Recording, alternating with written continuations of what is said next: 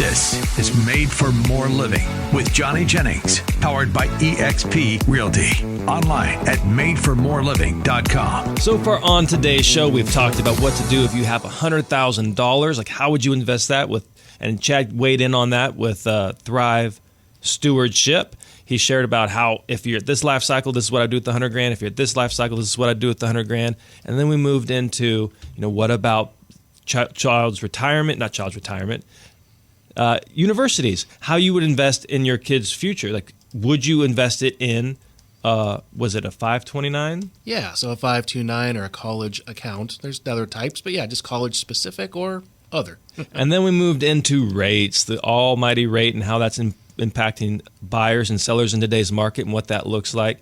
And then to round out today's show, we are talking about commissions, specifically the proposed settlement with NAR and what that has to do with realtors. A lot of people are thinking, hey, now realtors work for free. Now I don't need to pay my real estate agent. Now if I'm selling my home, I don't have to pay that buyer's agent commission. So we're going to dive into the weeds and really unpack what is exactly happening. And the answers might surprise you. So what happened was, to put the skinny on it, is this is a proposed settlement agreement. Proposed settlement agreement.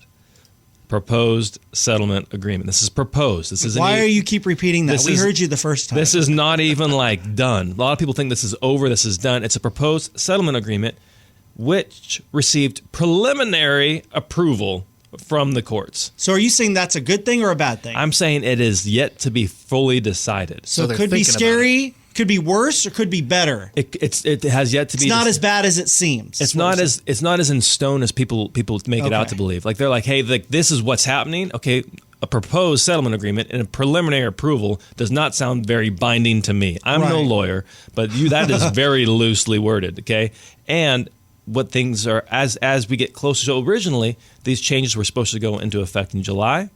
Now that has been pushed to August 17th. So what changes are we talking about in this proposed settlement agreement?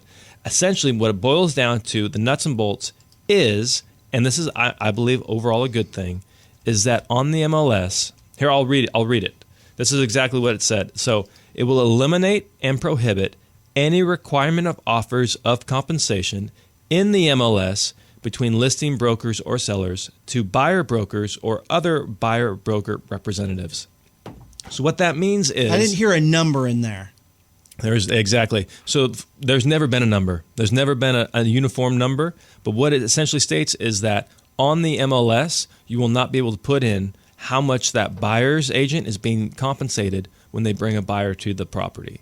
Now, a lot of MLSs across the country have already done away with this, like prior to this lawsuit. But it wasn't like here. The MLS that we use in the Sacramento region predominantly is MetroList. And so in MetroList, you have to put in some form of buyer agent compensation on the listing. So the clients can't see it. It's not public facing. But on the realtor side, you can see, hey, I'm going to be getting paid 2%, right, 2.5%. Okay. And so what the courts deemed illegal about that is, one, you're requiring the seller to put in something. Even if it's $1, you're requiring the seller to put something in there. And two, by requiring the seller to put something in there, you are now allowing agents to rate shop the houses. So if there's 3 houses on a street and your client's interested in all 3, that makes sense. And that's why I think it's a good thing. It's creating like a blind situation where it's like, hey, I'm doing what's best for my clients, not what's best for my wallet. Like, does that make sense? So basically, this settlement would remove those numbers so that it would be blind. From the MLS. It will remove from the MLS. Now, what happens on the agents' websites, what happens in conversation between agents, that is yet to be determined how those conversations are going to be handled. But that is essentially what it comes down to. Yeah. So it doesn't really change anything. It just changes the type of information that's made public. Correct. Right? And this is honestly like on a previous show, go ahead and look it up. We spoke with Paul Frank. And Paul Frank is a commercial broker here in the Sacramento region. And what he was talking about was, I don't understand. I thought this was how it's always been done, because that's how it's always been done in commercial. Where, gotcha.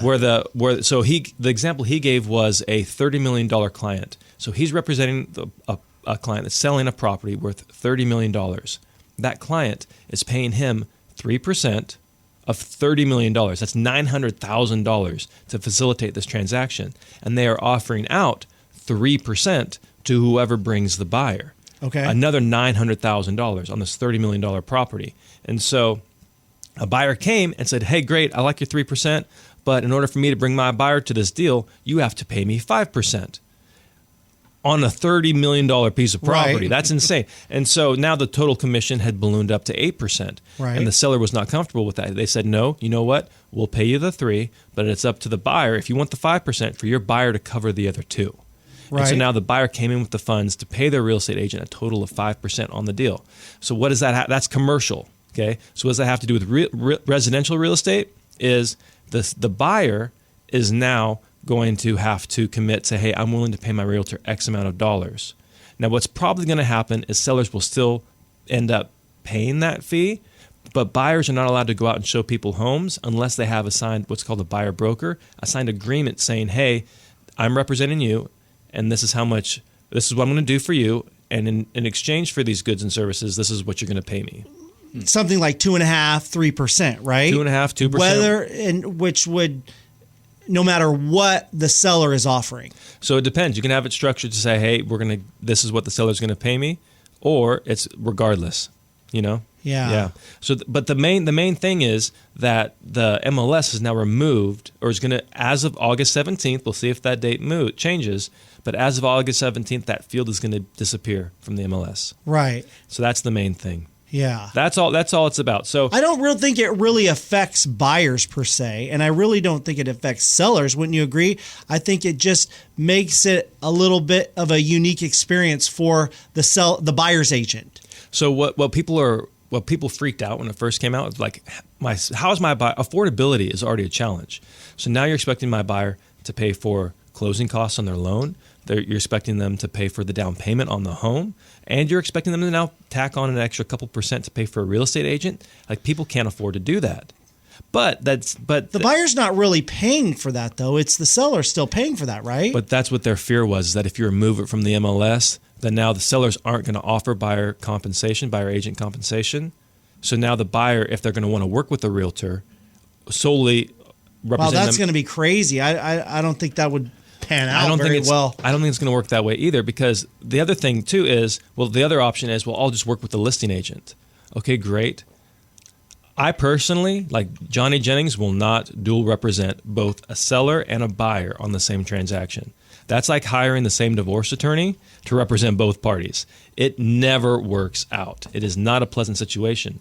And so what we see happening in real estate is there's not going to be a big change, right?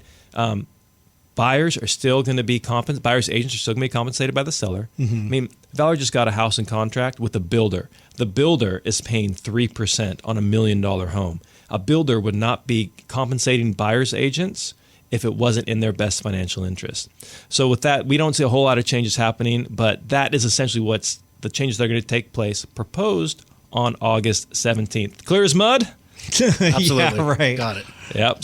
So hopefully had a great show. If you want to reach out and learn more about what's happening in the market, or if you have questions about whether now is a good time to sell your home, go to madeformoreliving.com.